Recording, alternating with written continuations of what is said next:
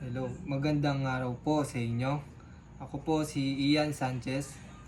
Ang meron ako sa values of leadership ay ang pagtutulungan. Kasi kung wala tayong pagtutulungan, tayo din ay mahihirapan. Kailangan natin magtulungan para walang mahirapan ng bawat isa. At ang pangalawa, pagmamahal sa kapwa. Kailangan natin ang pagmamahal sa kapwa para maiwasan natin ang hindi pagkakaintindihan at hindi pagkakaunawaan. Ang pangatlo, pagiging matatag.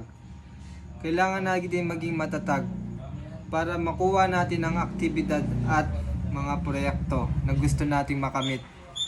Pangapat, responsibilidad ng isang leader. Responsibilidad kong i-monitor ang mga miyembro ko kung ito ay gumagawa ng tama at mali. At responsibilidad ko na itama ang mga pagkakamali ng aking mga miyembro. At ang panglima, paggalang.